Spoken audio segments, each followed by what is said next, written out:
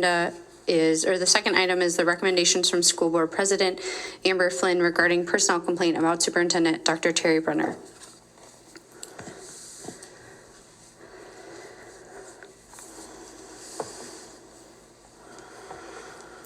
On April 10th, 2024, a personnel complaint regarding the budget realignment process and lack of transparency, lack of communication, lack of collaboration, and lack of respect was delivered to me under policy KACB by Mr. Terry Bohan, President of GFPA, Grand Forks Principals Association, on behalf of GFPA.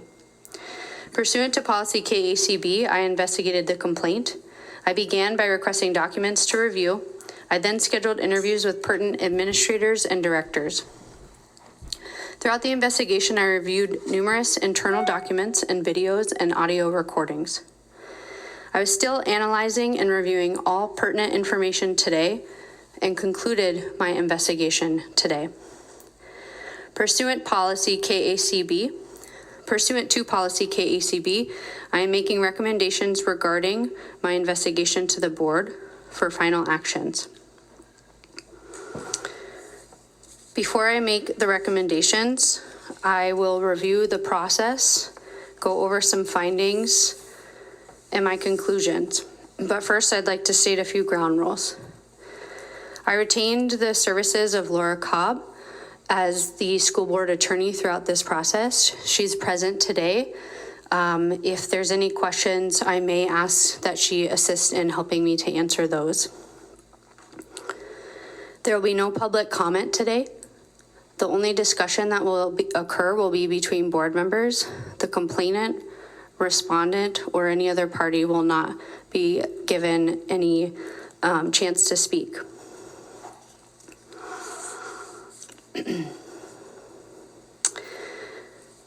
Introducing my investigation, the complaint specifically noted 2 joint administrative meetings held on March 21st and March 28th.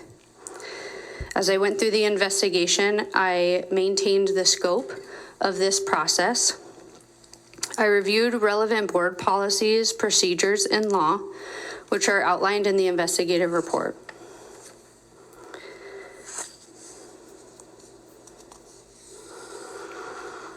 During my investigation, as stated in the memo, I reviewed and requested multiple pieces of documentation and evidence.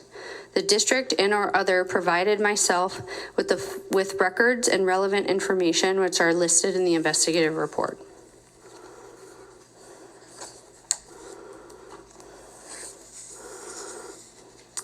I also included a list of individuals that I interviewed. And I'll now go through some findings. These may not be all inclusive of the findings outlined in the report. I made the following findings of fact. Dr. Terry Brenner was hired by the Grand Forks Public School Board in June of 2018 as the superintendent. The superintendent reports to the Public School Board of the Grand Forks Public School District number 1. The superintendent's main job is to serve as the chief executive officer of the school district, advising the school board on issues of public elementary and secondary education. The superintendent shall carry out these responsibilities and exercise the powers of the school board delegated to him, her, by the school board as provided in the superintendent job description. The superintendent received the following directives from the school board regarding the budget. Superintendent was tasked by the school board increasing the general fund balance to 15% by June 30th, 2026, as outlined in the guiding change document.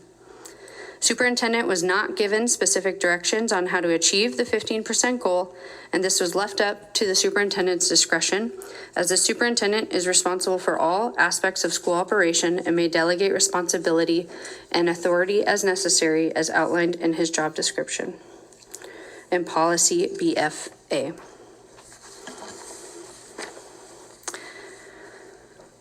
Beginning in May of 2003 through June of 2003, Brandon Bombach, business manager, began to discuss meeting the stated goal of increasing the general fund balance to 15% with the executive cabinet and administrative cabinet.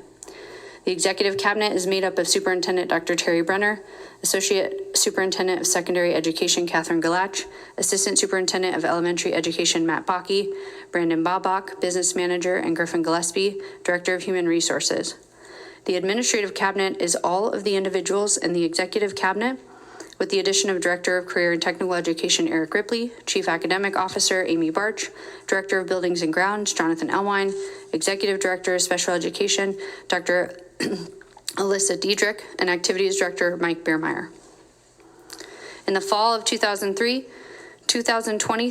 the Administrative Cabinet began to decide the framework of how to reach the 15% general fund balance goal.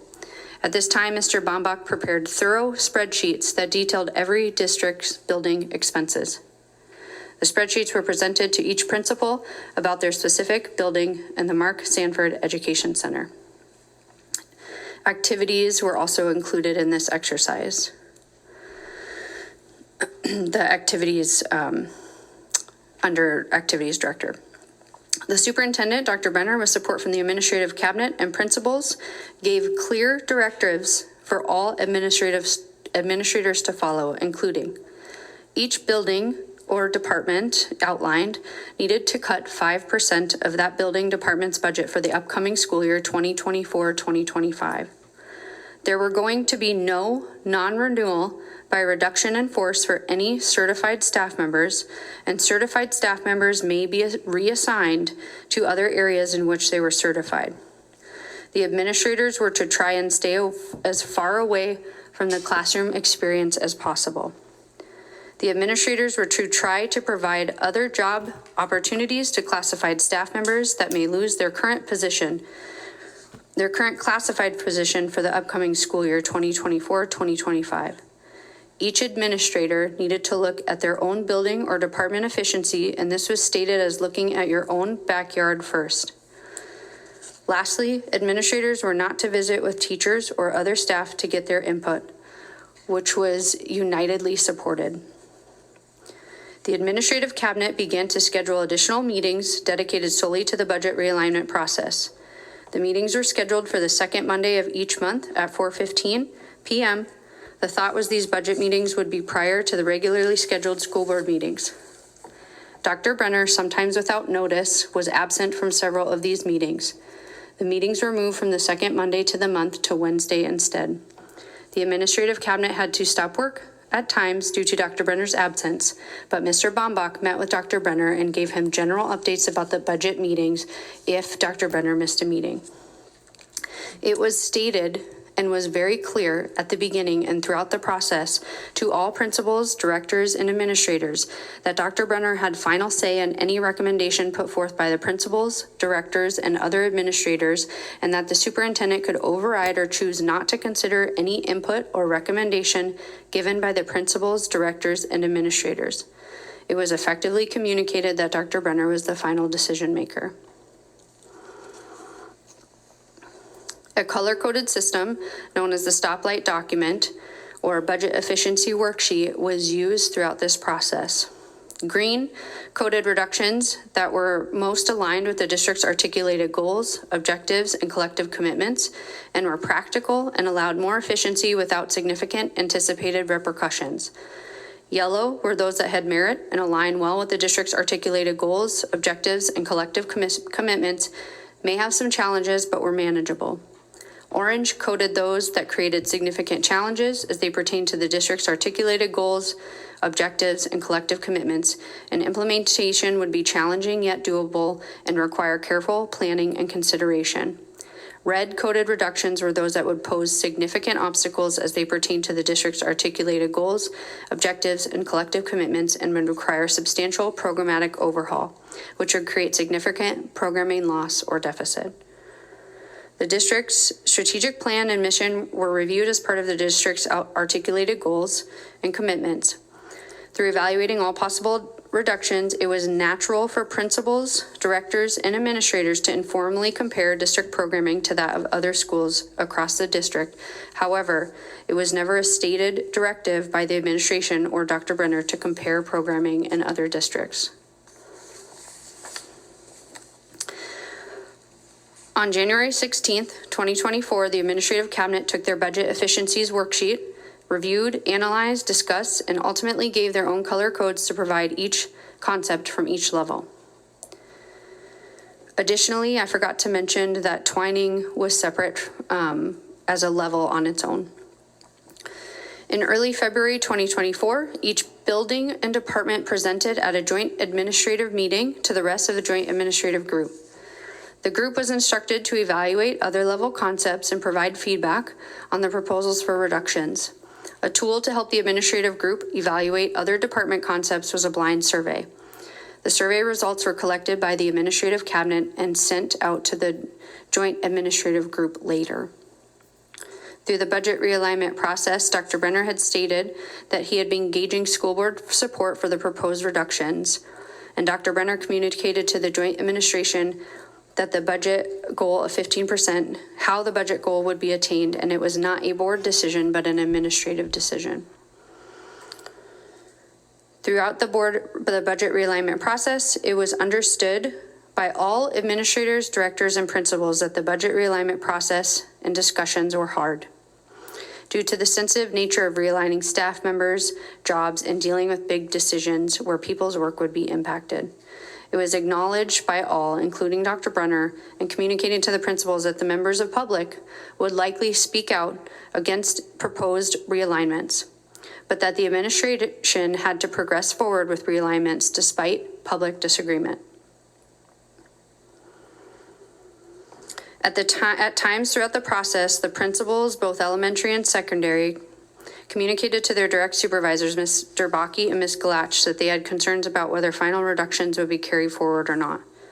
These concerns mainly stemmed from past budget exercises in 2021 and the non-renewal reduction in force hearings that were reversed and were specifically mentioned by many principals that were interviewed.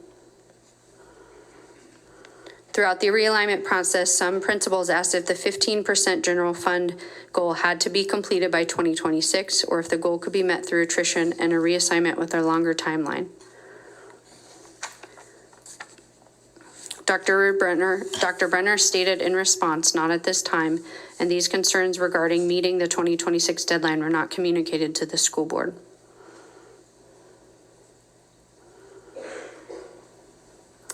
The worksheets provided to all administrative cabinet members, including Dr. Brenner, had expressed rationale for proposed cuts and also repercussion for the cuts in addition to the color coding tool.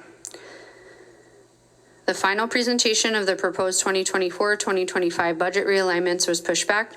The principals, particularly high school principals, urged the final decision surrounding the budget realignment process to be finalized due to the need to make the master schedule for the upcoming year, as this was later than it usually is completed. The principals, administrators, directors all agreed the budget realignment process from fall of 2023 through February 22nd, 2024 was collaborative, thorough, respectful, and transparent, and it was agreed it was a better process than previous processes in 2021. I then go on to list some proposals by principals that were outlined specifically.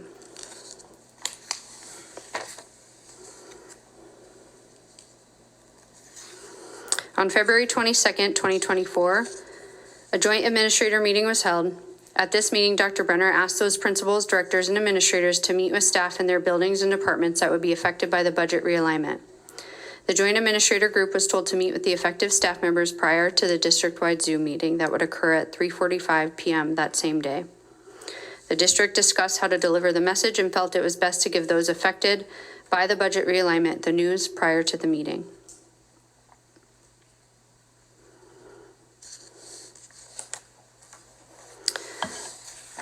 The final list presented at that meeting was not questioned by any principal at the February 22nd, 2024 meeting. The principals did not provide feedback on the final list of budget realignments as of February 22, 2024. On February 22, 2024, at 3:45 p.m., Dr. Brenner hosted a district-wide Zoom meeting from his office at MSEC. It was approximately 21 minutes and 39 seconds. He communicated the following: the goal of 15% balance by June 2026, historical data on the district's budget, Grand Forks Public Schools ending fund balance as of 2022 compared to other school districts, sharing that 81% of the district's budget in salaries and benefits for staff and showing the district funds, the different district funds, prioritizing student achievement as a district goal, description of a comprehensive process involving executive cabinet, administrative cabinet, directors, principals, board leadership, a general chart of elementary, middle, high school, MSEC activities and Twining's 5% goals, a statement that every position was discussed for budget realignment. The school board is not the decision maker for the budget realignment process. A statement that not all principals, directors, and administrators agree on the budget realignment process, realignment decision, and not all staff will agree either. A message to impacted groups that they could reach out to Dr. Brenner, Ms. Galach, Mr. Bakke, and meet with them. The specifics of the budget realignment were not discussed. Due to specific information not being communicated, many staff members were puzzled and confused, which created anxiety and strain between many principals and their staff members. Many principals stayed after the conclusion of the Zoom meeting to answer questions from staff members. February 26, 2024, the Grand Forks Public School District held a meeting and, among other things, updated the school board on the budget realignment process. Dr. Brenner read a statement. Mr. Baumbach presented information regarding the realignment proposed budget. 84 students, staff, and members of the public spoke at the public comment portion of the agenda. All of these comments were opposing the budget realignment as proposed, specifically with regard to music, phasing out German, and the reductions to classified staff at the libraries. At this time, Amber Flynn, board president, stated the public comment portion that it was not a back and forth dialogue and Dr. Brenner could correct any information if he wanted to.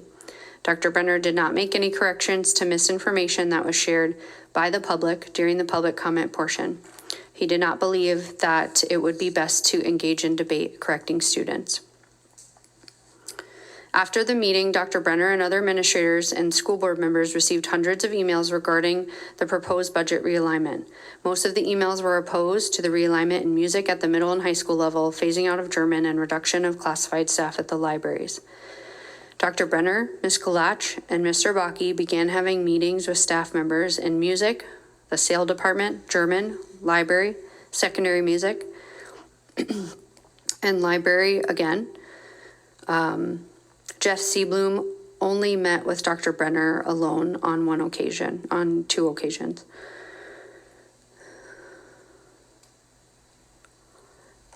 Jeff Seablum met with Dr. Brenner on one occasion. At the above meetings, they listened.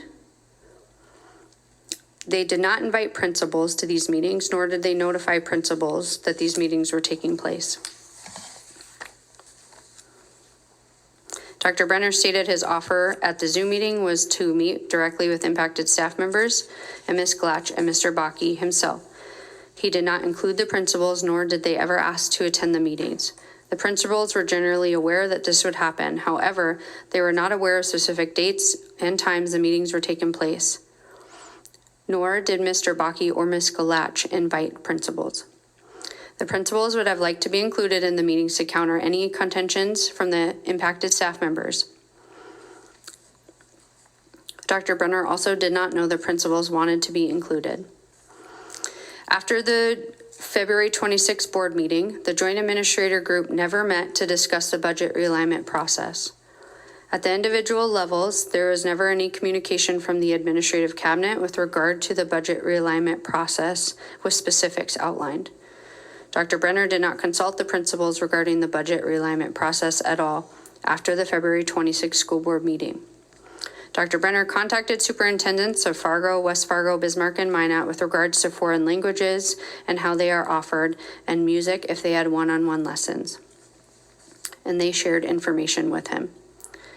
Dr. Brenner took the message or the information he learned with community input, the additional superintendents and staff member concerns, and started making executive decisions about the budget realignment process.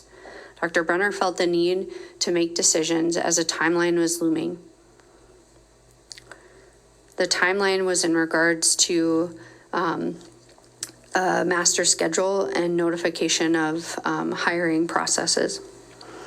Dr. Brenner believed through conversations with Ms. Galach that she stated it would not be an anomaly to have less than 3 foreign languages compared to other districts, and that she had stated other districts did not offer music lessons.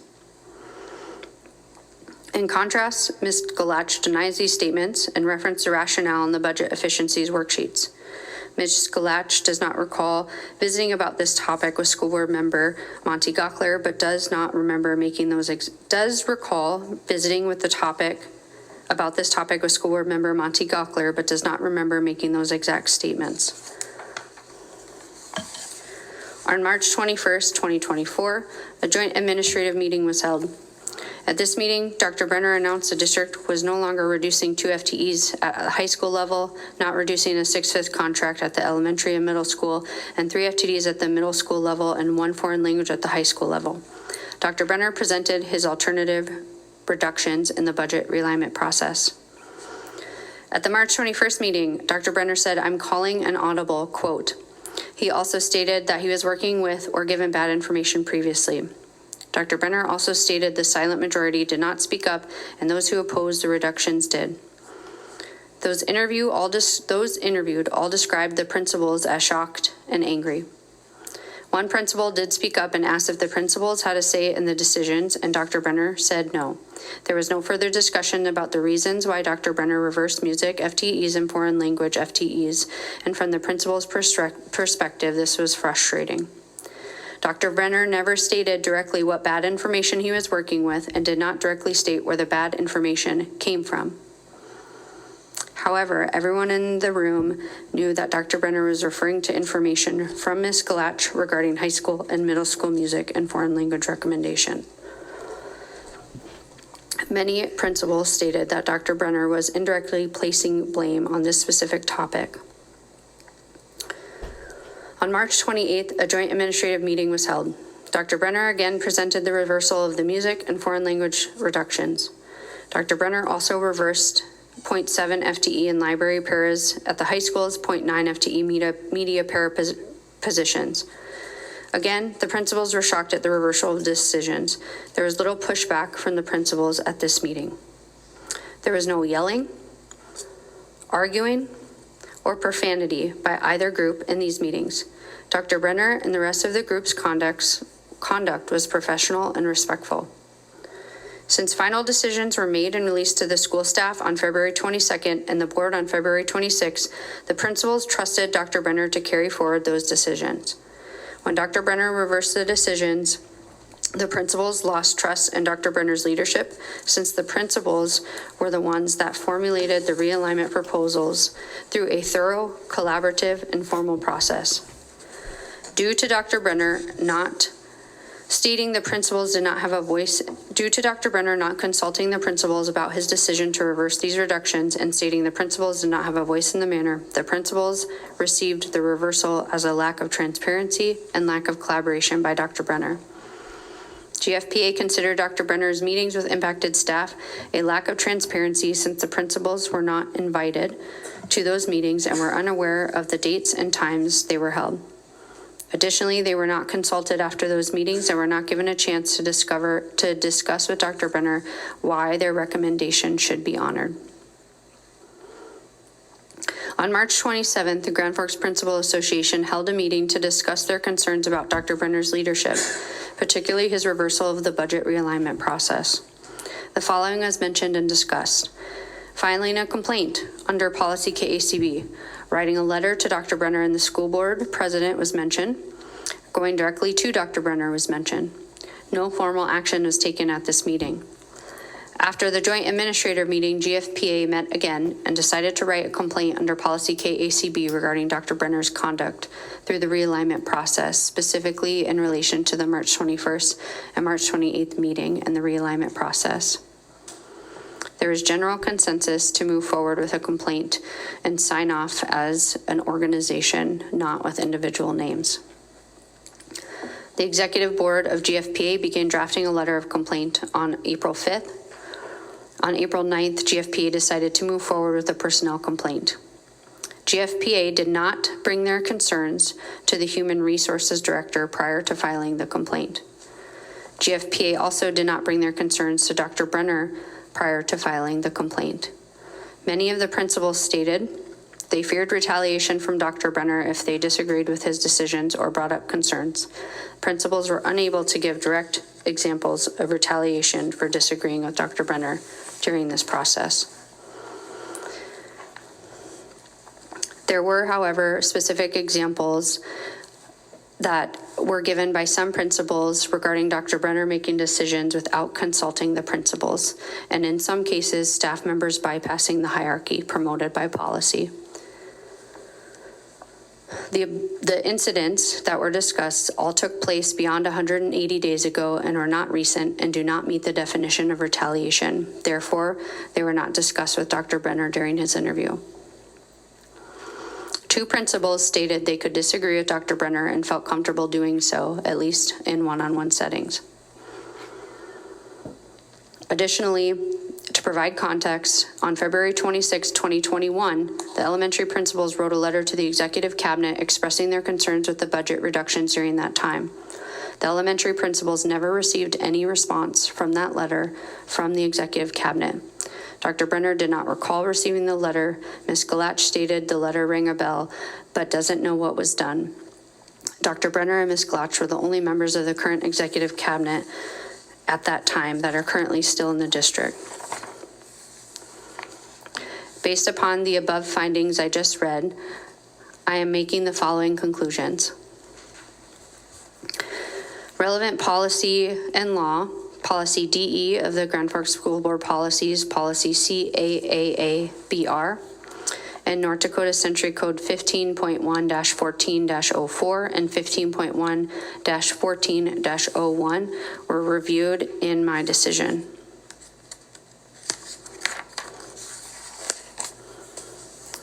All of the superintendent's directives of the findings were reasonable approaches to the budget process and within the superintendent's authority. The rationale to not engage teachers or other staff was to provide a harmonious culture and not to pit staff members against each other. This was a reasonable rationale for not including staff members beyond the level of principals in the budget realignment process. There was no school board directive to honor or consult the principals in formulating the budget or reaching the 15% balance in the general fund by June of 2026. Policy CAAABR does not provide the superintendent must consult or honor input from principals as it relates to the budget and states to organize the business affairs of the school system and make annual budget recommendations. Dr. Brenner was the final decision maker regarding the budget realignment proposals, and all of the principals and administrators were aware and understood that Dr. Brenner could override or veto any and all of their input and recommendations. There was collaboration, transparency, respectfulness, and communication between Dr. Brenner and the administrators and the principals from the fall of 2023 through February 22nd, 2024. There was no communication between Dr. Brenner and the principals directly between February 26th and March 21st. Dr. Brenner never consulted the principals, and the principals never reached out to Dr. Brenner. Therefore, there was a deterioration in communication between Dr. Brenner and the principals as it pertained to the budget realignment process during this period. This also demonstrated a lack of transparency. There's a typo in number 5, so just for board members' sake, this should say lack of transparency, and I'll correct that and I'll resend it to the complainant and respondent. The 2021 budget realignment process compounded the principal's frustration when the recommendations were not honored by Dr. Brenner. Dr. Brenner's meeting with impacted groups alienated the principals from their staff members. The principals were unable to communicate to Dr. Brenner their reasons for the reductions after he met with impacted groups. Further, the principals were tasked by Dr. Brenner with meeting with impacted groups prior to February 22nd, Zoom meeting and delivering the bad news. Dr. Brenner then delivered the good news of reversing the reductions to music and foreign languages. The principals were aware Dr. Brenner would be meeting with impacted groups and did not inquire about attending the meetings. The alienation that occurred between the principals and their staff members, which was perceived as a lack of respect by the principals, was an unintended consequences of these meetings with Dr. Brenner. Dr. Brenner never intended to be disrespectful, but rather felt pressure to meet a timeline. And even Ms. Galach acknowledged that it was not a thought to invite principals to these meetings because the statement was that impacted groups would meet with Dr. Brenner, Ms. Galach, and Mr. Bakke. Dr. Brenner used his executive power and authority to reverse budget realignment proposals, which he had the authority to do so. He did so without further input from the principals. One of Dr. Brenner's stated reasons for the reversals was that he was working on bad information, in which ultimately all information came from the principals. This demonstrated poor leadership since Dr. Brenner indirectly blamed other administrators. Dr. Brenner truly believed he had bad information and was not dishonest about his reason for reversing the reductions as proposed by the principals. However, Dr. Brenner had access to the budget efficiency worksheet that contained repercussions from reducing foreign language to only 2 foreign languages, and this was not comparable to similar school districts. Additionally, regarding music at the secondary level, the principals considered the master schedule and comparable staff time in their rationale for their recommendations. Therefore, since Dr. Brenner did not seek additional input from the principals prior to reversing the reductions, he did not know that this information was already provided in their ongoing discussions regarding their initial recommendations. All of this led to a breakdown in the relationship between Dr. Brenner and the principal. This demonstrated a lack of collaboration and communication. GFPA did not seek to resolve these issues in their complaint with Dr. Brenner directly or with the Human Resource Director. The complaint would have been more proper to handle informally prior to filing with the school board president. Generally, the allegations in the complaint regarding lack of communication, lack of collaboration, and lack of transparency through the budget realignment process did occur. However, none of these violate any policy or relevant law. There were no instances of disrespectful conduct or dishonest conduct from Dr. Brenner. Many administrators, directors, and principals that were interviewed acknowledged they all felt uncomfortable bringing concerns to Dr. Brenner or to disagree with him, and further demonstrated a breakdown in their relationship. To that end, there were no found instances of retaliation through the budget realignment process. Pursuant to policy KACB, I am to make recommendations regarding my investigation to the board for final action. General allegations in the complaint were confirmed. However, no confirmed conduct violation violated relevant policy or law. But I do believe that there's a breakdown of a relationship between Dr. Brenner and GFPA. Below are my recommendations regarding the investigation. No disciplinary action is warranted against Dr. Brenner. The superintendent shall have a 360-degree evaluation from this point forward. The district hire a leadership coach chosen by the school board president to come and provide feedback into Dr. Brenner's leadership style and assist in cultivating and rebuilding good relationships with administrators in the district. Also, this coach will help Dr. Brenner and the principals communicate effectively to foster a positive relationship. If a leadership coach is hired, the leadership coach should provide an update and check in to the school board president on progress made between the parties. Bi-weekly standing meetings commencing in July 2024 between the superintendent and GFPA to learn, cultivate, and understand the needs of each school and foster the relationship between the parties, and for the superintendent to know and comprehensively understand the operations of each school. Frequency of the meeting shall be reevaluated in May of 2025. Require the superintendent to visit each school of the district at least 2 times a year to further build relationships and encourage open communication between GFPA and the superintendent, as well as improve the superintendent's knowledge of the district's needs. Lastly, written instructions to all parties that there's absolutely no retaliation by any district employee, including the complainant and respondent, with regards to any employee, investigator, or legal counsel's participation, recommendations, and statements made in the investigation of this complaint. My recommendation for board action is to approve the above recommendations as a result of the investigation into the April 10th, 2024 complaint about Dr. Brenner. There should be no discussion from the complainant or respondent, and only discussion from the school board.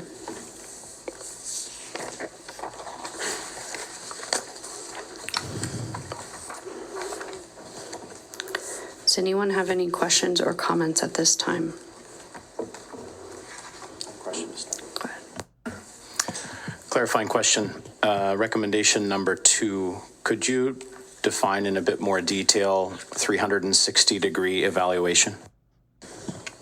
In general terms, the 360-degree evaluation would include individuals that Dr. Brenner supervises, himself and the board, as well as, I'd probably consult with the Human Resources Director to look at different examples of what he's done, but generally it's the supervisees as well as the individual and that individual supervisor.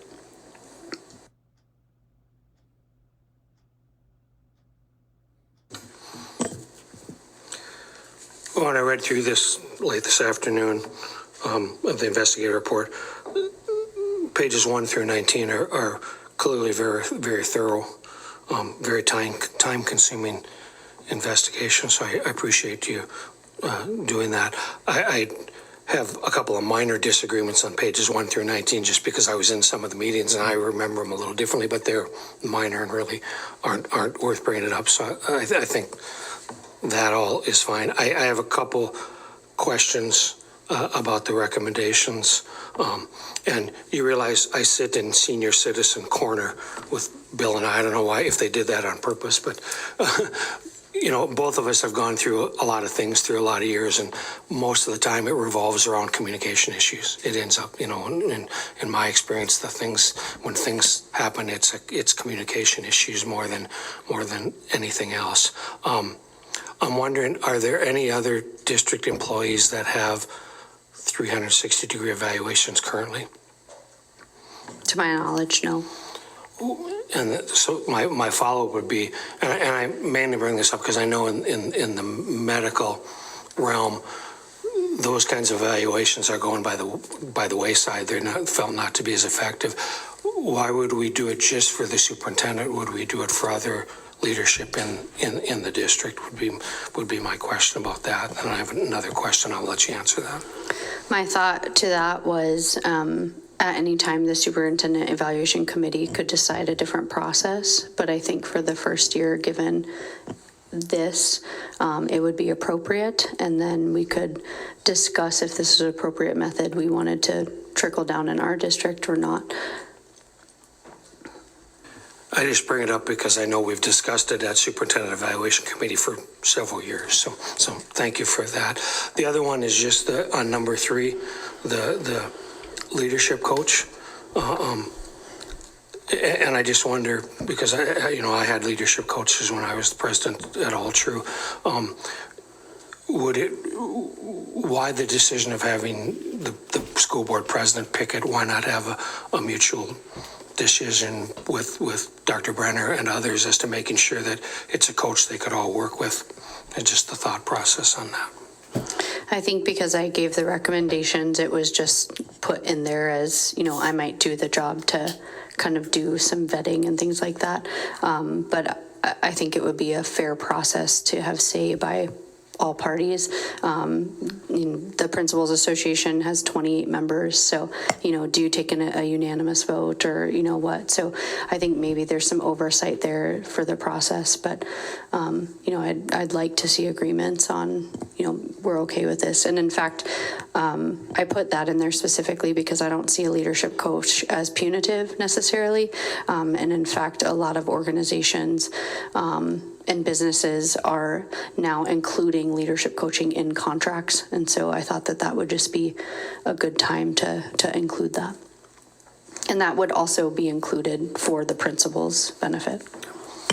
And I thought the other recommendations look good. I suspect number 5 already occurs, but having it written down is probably good. I have a couple other side comments that I'll make later on in the process. I'll just comment on something you said. So anyone may disagree with my report or what's in here. The findings are a direct result of the information that was discussed in the interview process. So I'm not that I wouldn't entertain bringing those up, but I appreciate you just noting that, because certainly everyone has kind of perspective there.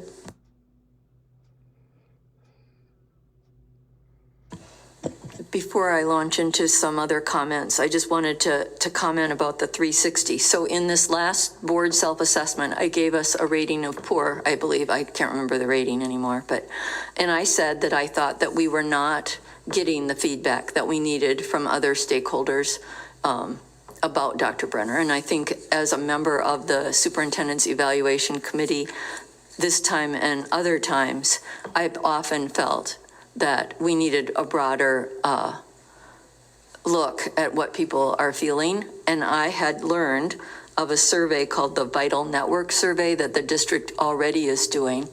And I don't know much about it, but people have talked to me about it who are in the district. So I'm not sure that a 360, something new, is necessarily needed. I think that there are lots of tools out there that the board has not seen.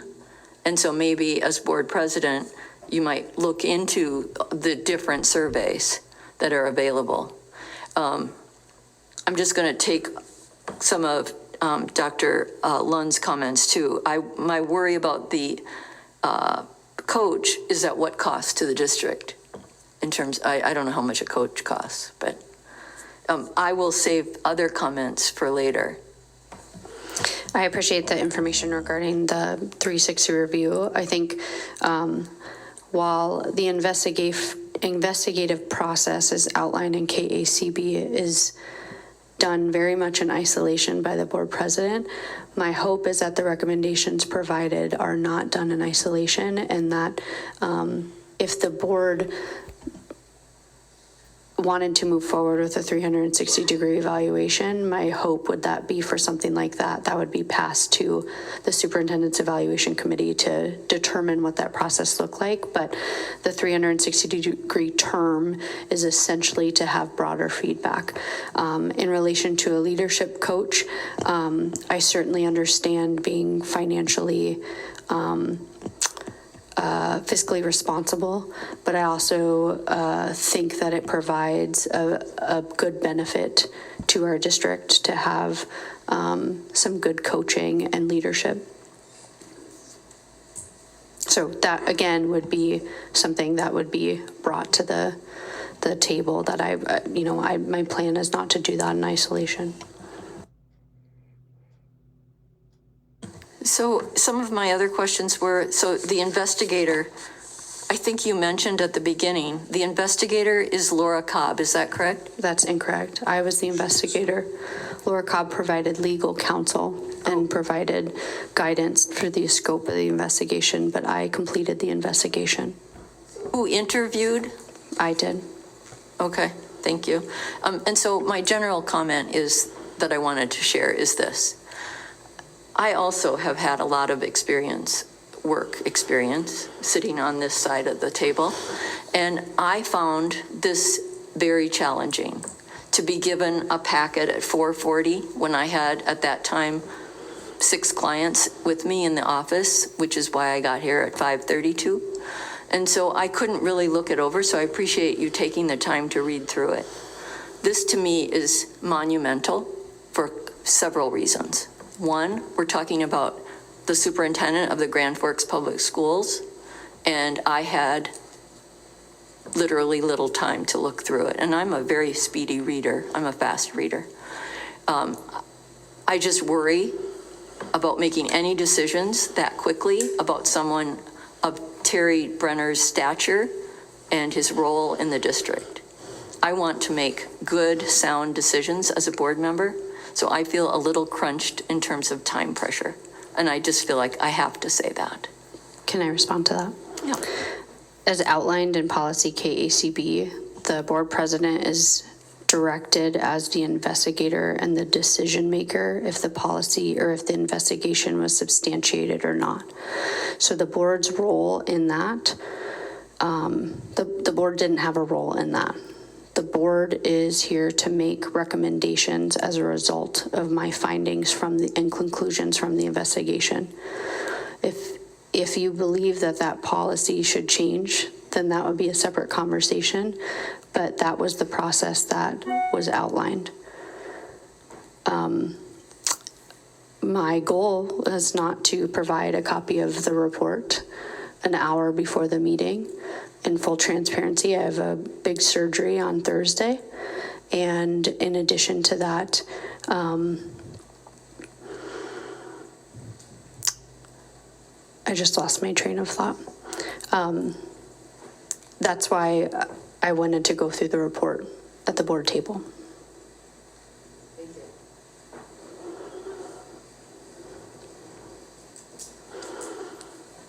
Other questions? Go ahead.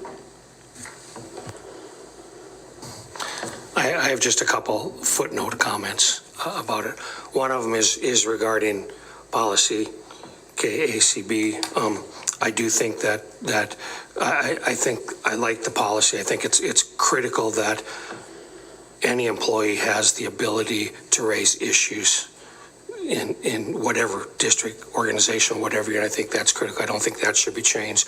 I think there needs to be transparency. I do wonder a little bit about the investigation of a superintendent or business manager by the president. So I think that it's not for now, but down the road, there should be some conversations about that. When you look at all the investigations that are going around the United States right now with all university presidents and athletic directors and football coaches and all that, they're all handled by independent outside people. They're not handled by internal people. Plus, I think, having been the president a few times, this is an enormous burden on one individual. Although it does state in here that they can retain an attorney or a consultant to assist. But anyway, so one footnote is, I think down the road, we should have a discussion about this policy. The other footnote I have is my expressed disappointment.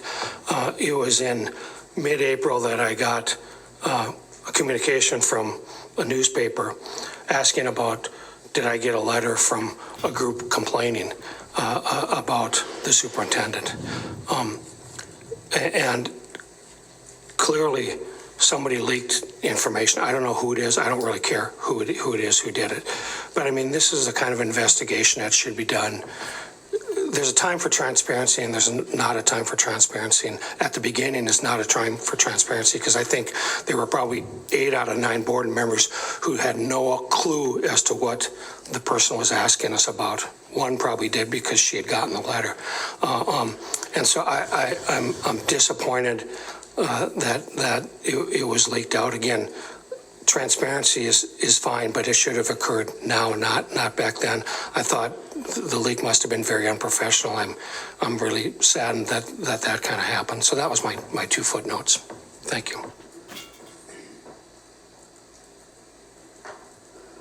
Go ahead. I just have some questions as we go through the document, just a little bit. I'll skip that one. The first one is number 14 on page 8. Well, I printed it, so I don't know what it is. 14. Throughout the budget realignment process, some principals asked if the 15% general fund balance goal had to be completed by 2026, that statement. Dr. Brenner responded, not at this time. What does that mean? Means exactly what? Well, I guess I need clarification. Does it mean that he said it doesn't have to be completed by 2026, or it does? It does. And just as a general reference, I think it's okay to ask some questions, but if I do say, if I respond in a way that maybe is not satisfactory, it's all of the investigative documents will be placed with HR, including my notes. So those could be reviewed at a later time. Oh, I'm just curious as to, maybe it gets down to me being an English major in terms of what Dr. Brenner responded not at this time. Yeah. I'll try to, so the next one is a clarifying question, number 5, on page 11, under February 22nd events. So Dr. Brenner was not part of the Zoom question period at the end, it's my understanding. Principals only stayed and he left the Zoom, is that correct? The meetings were at the building level, so. Many principals stayed after the conclusion of the Zoom meeting. Oh, they were present. Ah, okay, thanks.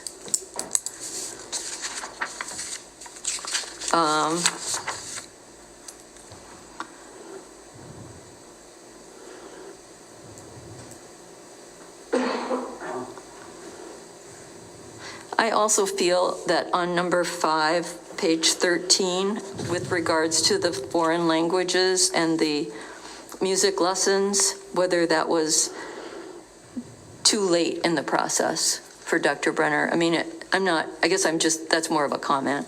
I would say that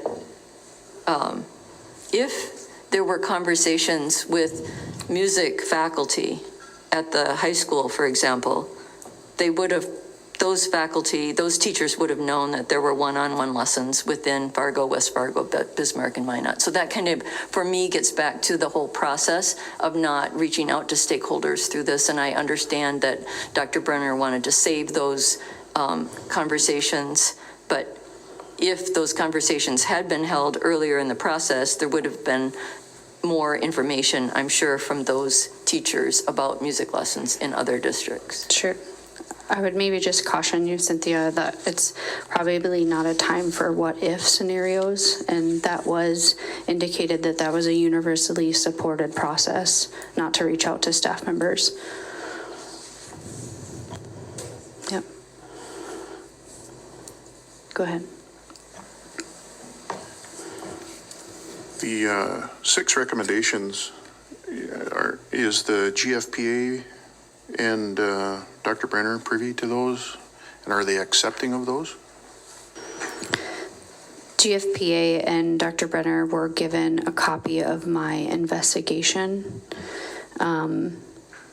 I did not ask them if they were accepting of the recommendations. As the policy is outlined, I would bring forth the recommendations to the school board, and the school board would take action on the recommendations.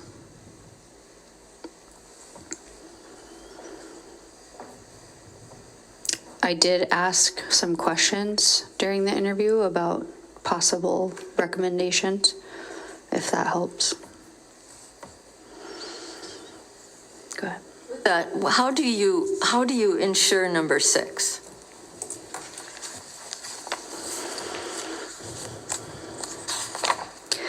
We have a policy at the school district related to retaliation that outlines the process to report any retaliation.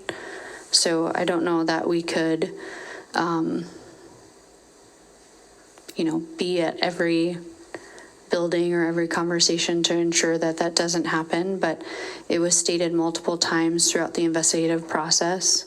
In each person's interview, it was stated, and the retaliation policy was read, and a copy of the report that was given to GFPA and Dr. Brenner has that written in there.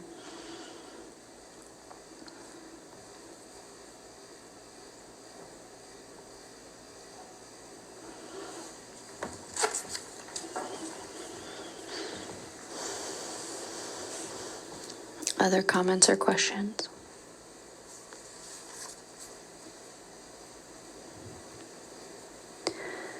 The board action tonight would be to take action on the recommendations only, not my findings or conclusions. So with that being said, there could be a motion made to accept the recommendation as is. Recommendations, there could be recommendations to amend or change or add anything, or there could be recommendations to not accept it, or a motion to not accept it. So those are the choices that we have for action at tonight's meeting. Go ahead, Dr. Lund. Well, I'll go back to a leadership coach. I mean, it's clear there's trust issues that are on both sides, and that it's going to take both sides to work on improving the trust relationship. So that's the only reason I bring up I think a leadership coach is a great suggestion. I think you're right. We should look at this as an opportunity to improve not one individual, but lots of individuals. So I think, Cynthia, in answer to your question, I think it's money well worth spent having a leadership coach. I just wonder if we don't want to have, rather than just arbitrarily picking somebody, if we want to just make sure, okay, are the groups that are involved in this, are they okay with that person or that group or something like that? And I don't know how to reword it any other way, but that's my only other thought. GFPA has a leadership team, I believe, comprised of 4 individuals, so that could be an option to designate the leadership group of GFPA and Dr. Brenner and myself as. And most leadership coaches are acceptable to almost everybody. I mean, most leadership coaches do a very good job. I'm just wondering if they can have some thought into the process.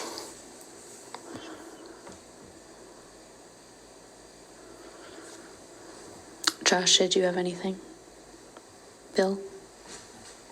Joel?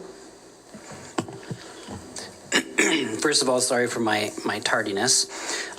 With regard to number 2 on the 360, since we already have the Superintendent Evaluation Committee, I think that should be punted there. Otherwise, we're going to have 2 responsibilities to do the evaluation. I mean, they're separate functions. One is from top down and the other is 360. But I still think we should probably put them together. So maybe if we could consider editing number 2 to say that would be part of the Superintendent Evaluation Committee responsibility. The other part is in terms of a cadence, is that an every year thing? Do we want to do that this year and every year thereafter? I don't think that happens in a lot of businesses, that it's an every year thing. It's maybe an every 3, every contract renewal, every 5 as warranted so I think that would be another piece to put on the Superintendent Committee rather than do that here today. Could we say the superintendent shall have a 360 evaluation from this point forward as determined by the Superintendent Evaluation Committee? Sure. I think to put it there would be a good place. Did you have something else? I agree with Dr. Lund about the coach. It's important to pick a coach that fits. Not all coaches fit. All of them want the work, but not all of them fit and do the right job. So I think that's important to do that. I wouldn't want too many cooks in the kitchen on that, Amber. So I would say if it's you and between you and our vice president, that would probably be enough for my likings. Then the only other part, and Dr. Lund alluded to it, was visiting each school at least 2 times per year. If that's already happening, I mean, that's part of a job description to be engaged in it, but I don't know that we want to make that exactly part of that. But if it's not happening, then maybe that is where it would belong, is in a job description versus this, so. The superintendent's job description does not specifically outline that, but it is outlined as a responsibility in the North Dakota Century Code as a superintendent duty. Okay. I think my thought behind that was feedback received from the investigation and tracking that in a better way. That could be part of the 360 evaluation and reported on that. That makes sense. Mm-hmm. I like it. Thank you. That's all. Go ahead. If that's actually in Century Code, we probably should change our CAABR to put that in there. I mean, it can stay in this document, but we probably should, if it's in Century Code, it should probably be in our policy. I think there's probably a couple notes for future consideration for policy that might not fly here, but for consideration. So I had a request to change number 2 to say the superintendent shall have a 360 evaluation from this point forward, comma, as determined by the Superintendent Evaluation Committee. So if there was a motion to accept as written, it would just need to be with that amendment as well. Go ahead, Josh. Can I just ask a question as to a prior comment made by Jeff regarding just the acceptance on both sides on recommendations being made, to the complaint, respectfully urge you to address these concerns and work to implement positive changes that enhance transparency, communication, respect, collaboration, and feedback. Do you feel that in your investigation, along with any other conversation you've had regarding your recommendations, that we're setting the right foot forward to enhance that communication and improve upon? Yes.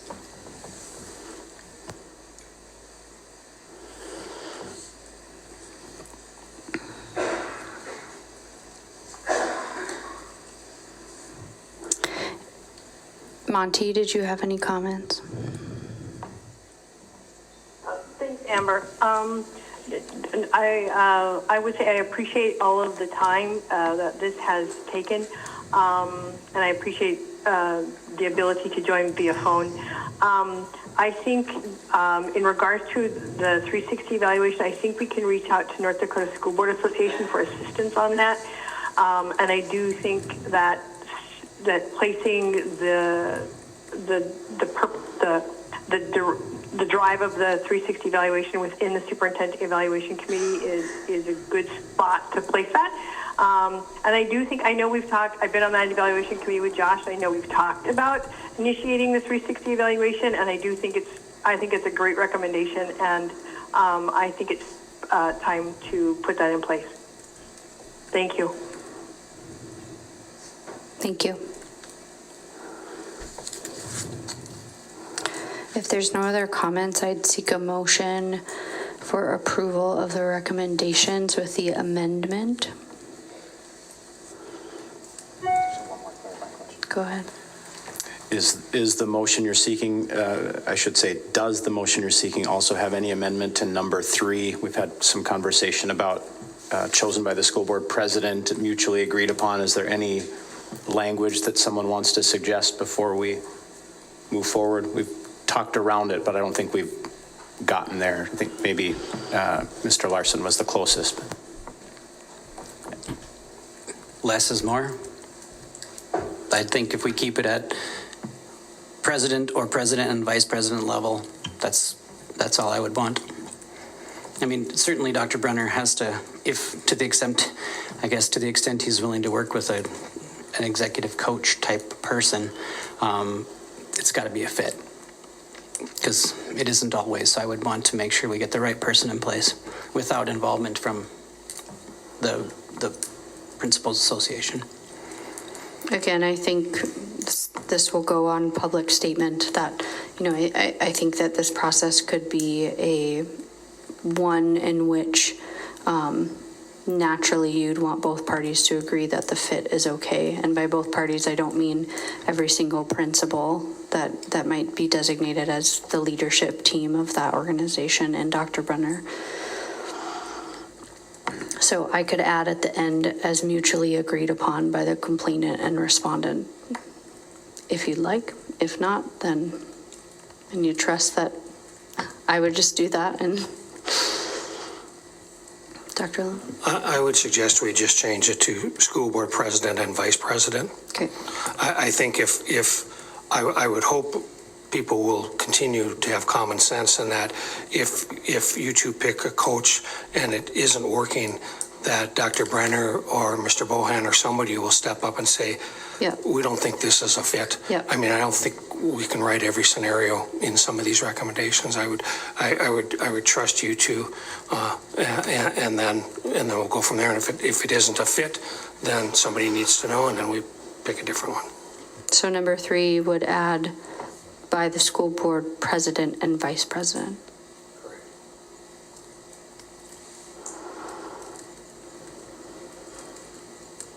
I'll make that motion with those 2 amendments. So there's a motion to approve the recommendations regarding the investigation with an amendment to number 2 as determined by the Superintendent Evaluation Committee, and number 3 to add and vice president. Is there a second? Second by Bill. Any further discussion? Go ahead. Well, I feel like I've been kissing my sister for the last 66 minutes. It's one of the, it's just a difficult situation. I think it's an important situation, and I hope we move forward from this in a positive manner to make things better for everybody involved. Because it isn't affecting just the principals and the superintendents. It's affecting lots of employees. So I think now is the time. We should try and move forward in a positive manner, and hopefully we'll have positive outcomes with these recommendations that you've outlined. Go ahead. I just want to add one thing to that. It's affecting students as well. When you think about 84, I might have that number wrong, but you indicated 80 plus students coming here. That means we had 80 students in turmoil.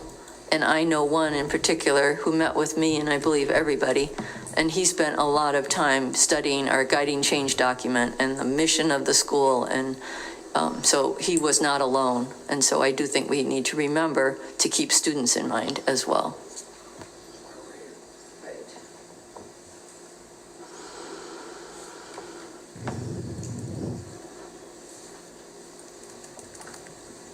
Okay. We'll take a roll call vote, please.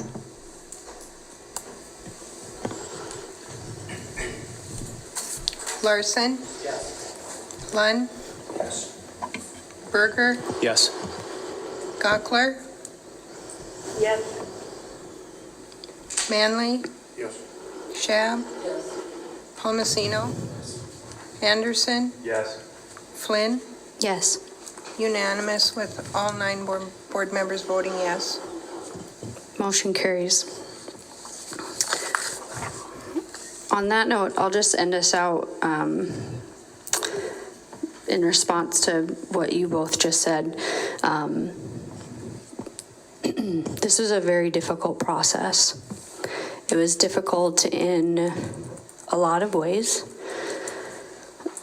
Conflict is not fun. It can cause damage sometimes. It's not fun for Dr. Brenner to have to sit up here and listen to all these things about him. It's not fun for the principals to sit in the audience and have to talk about the things that they don't agree with. It's not fun for the board to sit here and talk about disagreement and conflict either. I've reflected a lot through this process, and when we educate students, it is under the guise of growing and learning. And there's a way forward out of this. I truly believe that. I think businesses and organizations go through a cycle shift and change every so years. And sometimes we just need a light to provide us with an opportunity for more growth and more education. And I think in this instance, this highlights a very public example of how to work together in a better way, how to resolve conflict in a healthier manner. And it shouldn't fall, it should fall on all of us to provide that example.